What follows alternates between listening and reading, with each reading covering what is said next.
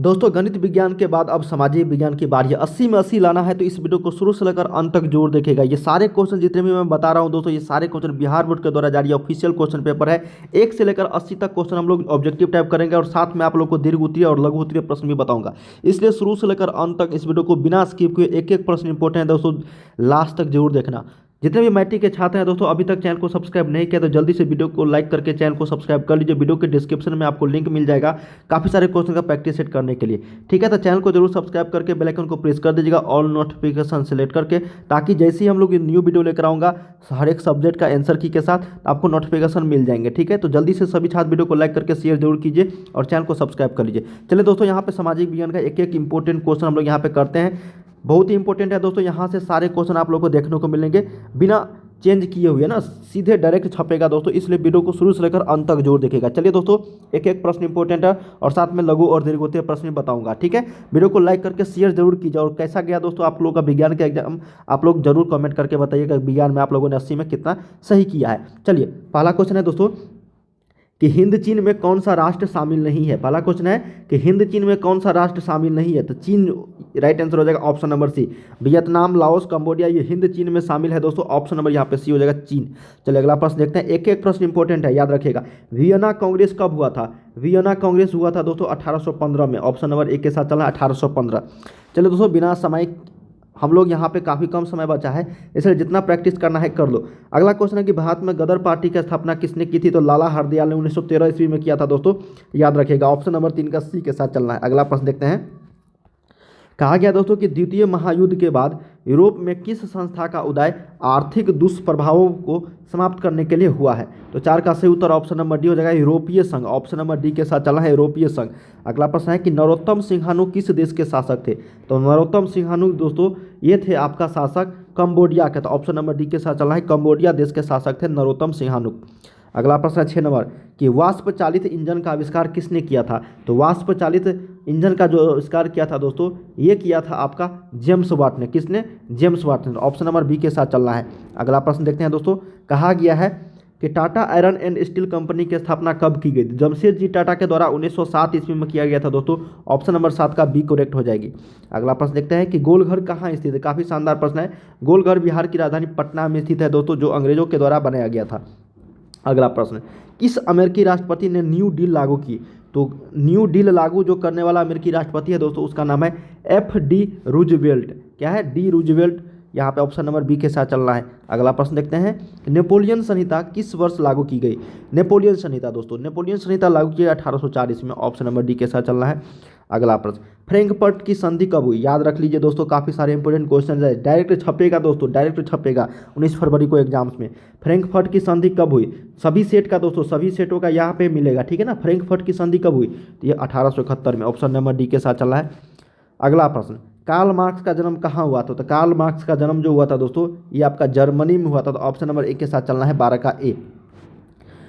1991 में कौन अस्तित्व में आया? तो पता है, नई आर्थिक नीति जो लागू किया गया था दोस्तों, ये आपको अस्तित्व में आया था, नई आर्थिक नीति। तो ऑप्शन नंबर 13 का यहाँ पे सी हो जाएगा 1991 में। ठीक है ना, चलिए अगला प्रश्न देखते हैं दोस्तों। कहा गया है 13 में थोड़ा सा प्रॉब्लम है। ठीक है दोस्तों, इसका आंसर आप लोग सही कमेंट करना है ना, इसमें इसको छोड़ दो। ठीक है, 80 में आपको 40 का ही जवाब देना है दोस्तों, तो इसलिए जो नहीं बने उसको छोड़ते चले जाना, इससे भी इजी प्रश्न मिलेंगे आगे। अगला क्वेश्चन है कि इन आर्थिक क्रियाओं में कौन प्राथमिक क्षेत्र से संबंधित नहीं है? तो प्राथमिक क्षेत्र में क्या आता है दोस्तों, आप ना, मत्स्य पालन, बैंकिंग, खनन या फिर वन? तो प्राथमिक क्षेत्र में आता है दोस्तों आपका बैंकिंग, है ना, बैंकिंग। ऑप्शन नंबर बी हो जाएगा। अगला प्रश्न देखते हैं। जमशेदपुर, दुर्गापुर, भिलाई और सलेम किस उद्योग के केंद्र है? किस उद्योग के लिए जाना जाता है दोस्तों? तो ये जाना जाता है आयरन और स्टील के लिए, जमशेदपुर, है ना, आयरन और स्टील के लिए। अगला प्रश्न देखते हैं। कहा गया कि प्रति व्यक्ति आय का आशय क्या है? तो प्रति व्यक्ति आय का मतलब जो आशय है दोस्तों, ये औसत आय है ना, एवरेज इनकम बताता है, ऑप्शन नंबर बी के साथ चल रहा है। 17 है कि राष्ट्रीय विकास परिषद का गठन कब हुआ था? तो राष्ट्रीय विकास परिषद का 1952 ईस्वी में हुआ था, तो ऑप्शन नंबर सी के साथ चलना है। अगला प्रश्न, बांग्लादेश की मुद्रा का नाम क्या है? बांग्लादेश में कौन सा चलता है दोस्तों? टका बोलते हैं, जैसे यहाँ पे इंडिया में रुपया बोलते हैं ना, और अमेरिका में डॉलर बोलते हैं, उसी तरीके से बांग्लादेश में टका बोलते हैं, ऑप्शन नंबर डी के साथ चलना है। राष्ट्रीय आय का अर्थ क्या होता है? तो राष्ट्रीय आय का जो अर्थ होता है दोस्तों, वो होता है आपका उत्पादनों के साधनों की आय। क्या होता है? उत्पादन के साधनों की, ऑप्शन नंबर डी के साथ चलना है। अगला प्रश्न, भारत में उपभोक्ता संरक्षण कानून कब लागू हुआ था? तो भारत में उपभोक्ता संरक्षण कानून जो लागू हुआ था दोस्तों, ये लागू हुआ था आपका 1986 ईस्वी में। ऑप्शन नंबर बी के साथ चलना है। अगला प्रश्न, भूमि विकास बैंक के द्वारा किस प्रकार का ऋण प्रदान किया जाता है? तो भूमि विकास बैंक के द्वारा दोस्तों ये ऋण जो प्राप्त किया जाता है आपका, ये दीर्घकालीन ऋण प्राप्त किया जाता है। ऑप्शन नंबर सी के साथ चलना है। अगला प्रश्न देखते हैं कि भारत में किस प्रकार की आर्थिक प्रणाली है दोस्तों? तो मिश्रित अर्थव्यवस्था है। तो ऑप्शन नंबर सी के साथ चलना है 22 का, मिश्रित अर्थव्यवस्था प्रणाली है। नागा अर्जुन सागर परियोजना पर संबंधित है। तो नागा अर्जुन सागर परियोजना जो संबंधित है दोस्तों, ये आपका कृष्णा नदी से। ऑप्शन नंबर डी हो जाएगा। अगला प्रश्न देखते हैं 24 नंबर। कहा गया है दोस्तों आपका कि 26 दिसंबर 2004 को विश्व का कौन सा भाग सुनामी से प्रभावित हुआ था? तो 24 का सही उत्तर ऑप्शन नंबर डी हो जाएगा, है ना। क्या हो जाएगा दोस्तों? यहाँ पे बंगाल की खाड़ी, है ना, बंगाल की खाड़ी दोस्तों। ऑप्शन नंबर यहाँ पे डी के साथ चलेंगे, 26 दिसंबर 2004 को। अगला प्रश्न देखते हैं दोस्तों कि सामान्य संचार व्यवस्था के बाधित होने का मुख्य कारण क्या है? तो केबल का टूट जाना। ऑप्शन नंबर 25 का एक के साथ चलेंगे हम लोग।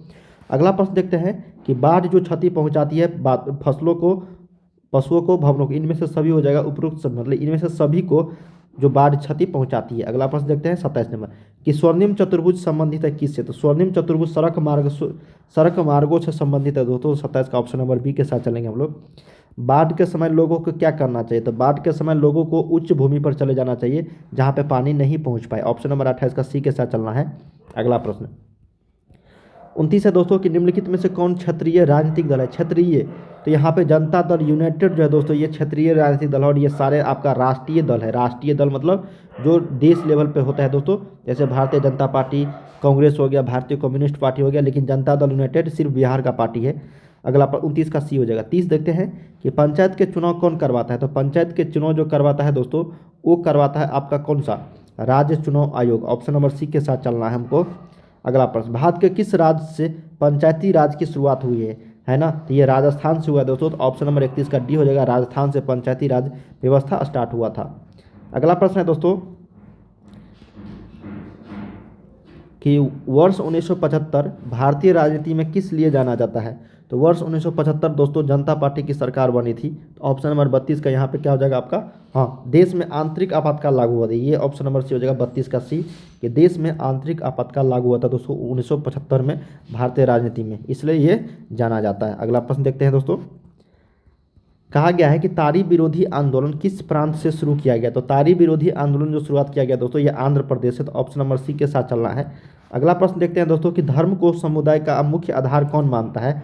तो धर्म को समुदाय का मुख्य आधार जो मानता है दोस्तों, ये मानता है आपका सांप्रदायिक। ऑप्शन नंबर ए के साथ चलना है यहाँ पे 34 का ए। 35 है दोस्तों कि सत्ता में साझेदारी सही है क्योंकि? तो सत्ता में साझेदारी सही है क्योंकि दोस्तों 35 का सही उत्तर हो जाएगा ऑप्शन नंबर यहाँ पे डी, क्योंकि विभिन्न समुदायों के बीच टकराव जो है ये कम करती है। ऑप्शन नंबर डी के साथ चलना है। 36 है दोस्तों, कहा गया है आपका कि नेपाल में सप्तदलीय गठबंधन का मुख्य उद्देश्य क्या है? तो नेपाल में सप्तदलीय गठबंधन का जो मुख्य उद्देश्य है दोस्तों, 36 का सही उत्तर हो जाएगा लोकतंत्र की स्थापना करना। Option number B. अगला प्रश्न है दोस्तों, कहा गया है कि भारत के इन राज्यों में कौन कोयले का सबसे बड़ा उत्पादक है? तो झारखंड है दोस्तों सबसे बड़ा उत्पादक राज्य। तो 37 का बी करेक्ट हो जाएगी यहाँ पे। 38 देखते हैं दोस्तों कि सौर ऊर्जा के उत्पादन के लिए सर्वाधिक उपयुक्त राज्य कौन सा है, जहाँ पे सौर ऊर्जा सबसे ज़्यादा यहाँ पे होता है उत्पादन के लिए? तो वो है दोस्तों आपका कौन सा बताओ? राजस्थान, जहाँ पे मरुभूमि है दोस्तों। ऑप्शन नंबर सी के साथ चलेंगे। अगला प्रश्न है कि भारत की पहली नदी घाटी परियोजना कौन सा है? तो भारत की पहली नदी घाटी जो परियोजना है, इसका राइट आंसर हो जाएगा कोसी नदी घाटी परियोजना। ऑप्शन नंबर बी के साथ चलेंगे हम लोग। सुंदरवन टाइगर रिजर्व कहाँ है? तो दोस्तों ये उत्तर पश्चिम बंगाल में है सुंदरवन टाइगर रिजर्व, है ना, डेल्टा हम लोग जानते हैं नाम से। अगला प्रश्न 40 का ए हो जाएगा। अगला प्रश्न है दोस्तों 41 नंबर। कहा गया कि भारत में सबसे लंबा बांध कौन सा है? तो सबसे लंबा बांध की अगर बात करें दोस्तों, तो वो हो जाएगा आपका हीराकुंड बांध, है ना, हीराकुंड बांध सबसे लंबा बांध है। कौन प्राथमिक ऊर्जा का उदाहरण नहीं है? तो प्राथमिक ऊर्जा का उदाहरण दोस्तों यहाँ पे 42 का जो करेक्ट हो जाएगी वो विद्युत हो जाएगा। और ये सारे प्राकृतिक जो प्राथमिक ऊर्जा का उदाहरण है, लेकिन विद्युत नहीं है। अगला प्रश्न, पूर्व मध्य रेल का मुख्यालय कहाँ है? तो ये हाजीपुर में दोस्तों, इसको हम लोग पूर्व मध्य रेलवे ECR के नाम से जानते हैं, ईस्ट सेंट्रल रेलवे। अगला प्रश्न देखते हैं कि चावल क्या है? तो चावल एक खरीफ फसल है दोस्तों, धान, है ना, और गेहूँ क्या है दोस्तों? एक रबी फसल है। तो याद रखिएगा, चावल खरीफ फसल हो जाएगा 44 का ए। अगला प्रश्न है दोस्तों, कहा गया आपका कि निम्नलिखित में से कौन निजी क्षेत्र की कंपनी नहीं है? तो निजी क्षेत्र की अगर कंपनी की बात करें दोस्तों तो ये हो जाएगा आपका सेल। सेल एक सेमी गवर्नमेंट कंपनी है ना, गवर्नमेंट। ऑप्शन नंबर सी हो जाएगा 45 का। अगला प्रश्न देखते हैं कि कौन खनिज कोडरमा से संबंधित है। कौन खनिज कोडरमा से संबंधित है दोस्तों, तो यहाँ पे 46 का जो करेक्ट हो जाएगा वो अभ्रक हो जाएगा। अगला प्रश्न देखते हैं कि ऑपरेशन फ्लड का दूसरा नाम क्या है। तो ऑपरेशन फ्लड का जो दूसरा नाम है दोस्तों 47 का correct answer option number C हो जाएगा श्वेत क्रांति। अगला प्रश्न देखते हैं दोस्तों कि लीची के उत्पादन के लिए बिहार के कौन दो जिले प्रसिद्ध है। तो लीची के उत्पादन के लिए बिहार के जो दो जिले प्रसिद्ध है दोस्तों वो मुजफ्फरपुर और वैशाली। तो ऑप्शन नंबर यहाँ पे 48 का डी करेक्ट हो जाएगी। अगला प्रश्न देखते हैं दोस्तों, कहा गया है कि आय तथा उपभोग का जो अंतर कहलाता है वो क्या कहलाता है। तो आय तथा उपभोग का जो अंतर कहलाता है दोस्तों वो उसको हम लोग बचत बोलते हैं, सेविंग। जिसके जितना आय हुआ और जितना खर्च के दोनों को घटा देंगे तो बचत कहलाएगा। चलिए 50 नंबर है ना, 49 मैंने आप लोगों को बता दिया। 50 नंबर, इनमें से कौन व्यापारिक बैंक की जमा का प्रकार नहीं है दोस्तों। तो 50 का correct answer option number D आवर्ती जमा हो जाएगी। अगला प्रश्न देखते हैं दोस्तों कि भूमि पूंजी बाजार में किस प्रकार के ऋणों का लेन देन होता है। तो पूंजी बाजार में दोस्तों ये अल्पकाल और दीर्घकाल दोनों प्रकार के ऋणों का लेन देन होता है। तो ऑप्शन नंबर सी के साथ चलना है। अगला प्रश्न दोस्तों है कि किसने कहा ग्राहक हमारी दुकान में आने वाली बस सबसे महत्वपूर्ण व्यक्ति है, वह हम पर निर्भर नहीं हम उन पर निर्भर है। तो 52 का करेक्ट आंसर हो जाएगा ऑप्शन नंबर ए दोस्तों पंडित जवाहरलाल नेहरू। 52 का ए। अगला प्रश्न है दोस्तों कि इनमें से कौन गैर आर्थिक आधारभूत संरचना का घटक है। तो इनमें से कौन गैर आर्थिक आधारभूत संरचना का घटक है। तो 53 का सही उत्तर ऑप्शन नंबर बी हो जाएगा वित्त, है ना। 54 है दोस्तों कि इनमें से ऊर्जा का गैर पारंपरिक स्रोत कौन सा है। तो ऊर्जा का जो गैर पारंपरिक स्रोत है दोस्तों 54 का सही उत्तर ऑप्शन नंबर ये हो जाएगा ज्वारीय ऊर्जा। अगला प्रश्न देखते हैं 55 नंबर दोस्तों कि गोंडवाना समूह के कोयले का निर्माण कब हुआ था। तो गोंडवाना समूह के कोयले का जो निर्माण हुआ था दोस्तों ये हुआ था आपका 20 लाख वर्ष पूर्व। ऑप्शन नंबर बी के साथ चलेंगे। निम्नलिखित में से खरीफ की फसल कौन है। तो ये चावल हो जाएगा ऑप्शन नंबर ए के, चावल मक्का और कपास। तो 56 का यहाँ पे ऑप्शन नंबर डी तीनों हो जाएगा दोस्तों, है ना, तीनों। अगला प्रश्न, इनमें से कौन रेशेदार फसल नहीं है। तो रेशेदार फसल की बात अगर करें तो आपको यहाँ पे कौन सा है। तो गन्ना ये नहीं है दोस्तों, रेशा है ना, लेकिन कपास जूट और रेशम ये रेशा फसल है जिससे हम लोग ऊन का निर्माण होता है यहाँ पे। अगला प्रश्न है दोस्तों कि कांडला विशेष आर्थिक क्षेत्र कहाँ है। तो कांडला विशेष आर्थिक क्षेत्र है दोस्तों ये आपका गुजरात में। ऑप्शन नंबर 58 का बी के साथ चलेंगे। 59 है दोस्तों गुटेनबर्ग का जन्म हुआ था। तो गुटेनबर्ग का जो जन्म हुआ था दोस्तों ये हुआ था आपका जर्मनी में। Option number B. अगला प्रश्न, इंग्लैंड में मुद्रण काल की शुरुआत, जिस देखिए समय कम है दोस्तों इसलिए हम लोग थोड़ा सा फास्ट कर रहे हैं, ठीक ना। अब लोग रटते चलिए, जितने भी क्वेश्चन मैं बता रहा हूँ सारे के सारे आप लोग को छपेंगे। और वीडियो को लाइक कर लीजिए, चैनल को सब्सक्राइब कर लीजिए। अगला प्रश्न है कि इंग्लैंड में मुद्रण कला की शुरुआत किसने किया था। तो 60 का सही उत्तर हो जाएगा option number B Caxton. Caxton दोस्तों थोड़ा सा फास्ट कर रहे हैं, ठीक है ना, याद रखते जाइए। अगला है दोस्तों 61 नंबर की 1917 की पहली रूसी क्रांति किस नाम से जानी जाती है। तो रूसी क्रांति जो है उसको हम लोग बोलते हैं दोस्तों, और नवंबर में हुआ था ये, है ना। तो 61 का फरवरी क्रांति के नाम से जानते हैं। तो एक 61 का ए हो जाएगा, है ना। लाल सेना का गठन किसने किया था। तो लाल सेना का गठन किया था दोस्तों ट्रोटस्की ने। बहुत ही शानदार प्रश्न है ये, लाल सेना का गठन। 63 है कि ऑल इंडिया मुस्लिम लीग की स्थापना कब हुई थी। तो ऑल इंडिया मुस्लिम लीग की स्थापना जो हुआ था दोस्तों 1906 ईस्वी में हुआ था। तो 63 का बी हो जाएगी यहाँ पे। 64 है दोस्तों कि तख्त श्री हरमंदिर जी साहिब कहाँ स्थित है। तो ये स्थित है दोस्तों आपका पटना में। तो ऑप्शन नंबर ए हो जाएगा। सिपाही विद्रोह कब हुआ था। तो सिपाही विद्रोह जो हुआ था दोस्तों ये आपको 1857 में हुआ था। श्वेत क्रांति का संबंध अर्थव्यवस्था के किस क्षेत्र से है। तो श्वेत क्रांति दोस्तों यहाँ पे जो आपका हो जाएगा वो प्राथमिक क्षेत्र से हो जाएगी। Option number A. अगला प्रश्न है कि बिहार दिवस कब मनाया जाता है। तो 22 मार्च को बिहार दिवस मनाया जाता है। सबसे बड़े पशु मेला का आयोजन कहाँ होता है। तो ये सोनपुर में होता है दोस्तों सबसे बड़ा पशु मेला एशिया का। ऑप्शन नंबर ए के साथ चलेंगे हम लोग, पशु मेला, है ना। अगला प्रश्न है, कहा गया दोस्तों कि सासाराम में किस ऐतिहासिक शासक का मकबरा स्थित है। तो ये शेरशाह सूरी का है दोस्तों। तो ऑप्शन नंबर ए का 69 का सी हो जाएगा। अगला प्रश्न है दोस्तों कि फ्लाइंग शटल मशीन का आविष्कार किसने किया था। तो फ्लाइंग शटल मशीन का आविष्कार किया था ये आपका ऑप्शन है जॉन किया। ऑप्शन नंबर बी के साथ चलेंगे। अगला प्रश्न है दोस्तों कि दुर्गापुर स्टील प्लांट किस राज्य में स्थित है। दुर्गापुर स्टील प्लांट जो है दोस्तों ये आपका पश्चिम बंगाल में स्थित है। और दुर्गापुर वहाँ का जगह का भी नाम है। सेडौन युद्ध हुआ था, सेडौन 1870 में।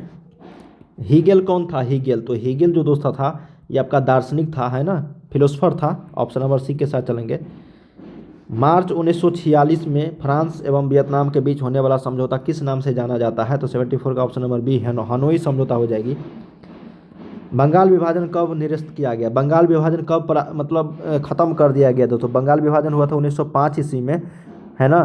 तो ये 1911 ईस्वी में खत्म कर दिया गया। ऑप्शन नंबर बी के साथ चलेंगे।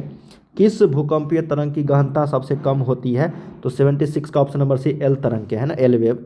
अगला है दोस्तों कि कुल जल का कितना प्रतिशत भाग महासागरों में निहित है? तो 97% है दोस्तों। तो 77 का ऑप्शन नंबर डी के साथ चलेंगे। बिहार की किस नदी पर नदी घाटी परियोजना नहीं है दोस्तों? तो ये आपको यहाँ पे 78 का सही उत्तर, पुनपुन नदी पे कोई भी नदी घाटी परियोजना नहीं है, ठीक है ना। गेहूं कौन सा है? तो गेहूं एक रबी फसल है दोस्तों, अभी जस्ट मैंने बताया ही है। बलवंत राय समिति का संबंध किससे है? तो बलवंत राय मेहता समिति जो है दोस्तों, ये आपको पंचायती राज व्यवस्था से है। चलिए दोस्तों, यहाँ पे हम लोगों ने टोटल ऑब्जेक्टिव क्वेश्चंस कर लिए हैं। अब हम लोग यहाँ पे सब्जेक्टिव क्वेश्चन करते हैं, शॉर्ट टाइप क्वेश्चन, जिसमें से आप लोग को यहाँ पे जवाब देने हैं। चलिए, पहला क्वेश्चन है दोस्तों कि राष्ट्रवाद को परिभाषित कीजिए। काफ़ी शानदार प्रश्न है, सारे क्वेश्चन 2-2 नंबर करेंगे, है ना। राष्ट्रवाद को परिभाषित कीजिए। दूसरा है कि क्रांति से पूर्व रूसी किसानों की स्थिति कैसे थी? काफ़ी शानदार प्रश्न है दोस्तों ये भी। कहा गया कि दांडी यात्रा का क्या उद्देश्य था? ये भी पूछा गया है। गुटेनबर्ग ने मुद्रण यंत्र का आविष्कार कैसे किया? विकास। भूमंडलीकरण को परिभाषित कीजिए। All India trade union Congress की स्थापना क्यों हुई थी? तो ये सारे क्वेश्चन आप लोग को यहाँ पे रट लेने हैं दोस्तों। चलिए, अब यहाँ पे अगला प्रश्न है कि उपनिवेशवाद से आप क्या समझते हैं? किस प्रकार औद्योगिकरण ने उपनिवेशवाद को जन्म दिया? काफ़ी शानदार प्रश्न है। रूसी क्रांति के कारणों की विवेचना कीजिए, ये भी पूछा गया दोस्तों। अब यहाँ पे देखिए, बिहार में छात्र आंदोलन के प्रमुख कारण क्या थे? काफ़ी शानदार प्रश्न है दोस्तों। बिहार में छात्र आंदोलन के प्रमुख कारण क्या था? 1974 में जो हुआ था, है ना। सांप्रदायिकता और धर्मनिरपेक्षता में क्या अंतर है? ग्राम पंचायत के 2 कार्य बताइए। सत्ता की साझेदारी से क्या समझते हैं? काफ़ी शानदार प्रश्न है, पूछा गया है दोस्तों ये सारे क्वेश्चन। अगला है कि गठबंधन की राजनीति कैसे लोकतंत्र को प्रभावित करती है? भारत में जातिवाद पनपने के किन्हीं 4 कारणों का वर्णन करें, ये भी पूछा गया है। अगला है दोस्तों कि अर्थव्यवस्था को परिभाषित कीजिए। मौद्रिक प्रणाली क्या है? उदारीकरण को परिभाषित करें, है ना। बाह्य स्रोती को परिभाषित करें। इसमें से मतलब किन्हीं 2 ही का जवाब देना है ना, जिसमें से आपको दोगुने विकल्प मिल रहे हैं दोस्तों। अब देखिए, यहाँ पे पूछा गया आपको दीर्घ प्रश्न, सहकारिता के महत्वपूर्ण तत्व क्या है ना। इस राज्य के विकास में इसकी भूमिका का वर्णन करें। आर्थिक विकास क्या है? ये भी पूछा गया दोस्तों। ये सारे क्वेश्चन आप लोगों को यहाँ पे देखने को मिलेंगे, तो एक एक प्रश्न यहाँ पे देख लीजिए, सारे क्वेश्चन इंपॉर्टेंट। और हाँ, देखिए दोस्तों, सुनामी को परिभाषित कीजिए। मतलब आपदा प्रबंधन से बहुत ही इंपॉर्टेंट प्रश्न पूछ जाते हैं 4 नंबर के दोस्तों, लघु उत्तरीय। बाढ़ को नियंत्रित करने के उपाय बताइए। प्राकृतिक आपदा में संचार माध्यमों की उपयोगिता का विवेचना कीजिए। आग से पीड़ित व्यक्ति के लिए क्या प्रथम उपचार होनी चाहिए? पानी डालना चाहिए दोस्तों, ठंडा पानी। तो इस तरह के प्रश्न आप लोगों को मैंने यहाँ पे करा दिए। उम्मीद करते हैं दोस्तों इस वीडियो के माध्यम से जितने भी क्वेश्चन मैंने बता रखे हैं वो सारे के सारे यहाँ पे आप लोगों को याद हो गए होंगे। जो भी क्वेश्चन आएगा दोस्तों, आप लोग 100 में 100 लेकर आ जाओगे, है ना। 80 में 80 आप लोग को सही होनी चाहिए। चलिए, मिलते हैं हम लोग दोस्तों नेक्स्ट वीडियो में। वीडियो को लाइक करके शेयर जरूर कीजिए, वीडियो को चैनल को सब्सक्राइब जरूर कर लीजिएगा, ठीक है ना। और वीडियो को शेयर जरूर कर देना दोस्तों अपने ग्रुप्स में। हाँ, वीडियो के डिस्क्रिप्शन आपको वेबसाइट का लिंक है, जहाँ पे जाके आप लोग जरूर प्रैक्टिस कीजिए। चलिए, मिलते हैं हम लोग नेक्स्ट वीडियो में, तब तक के लिए जय हिंद, जय भारत।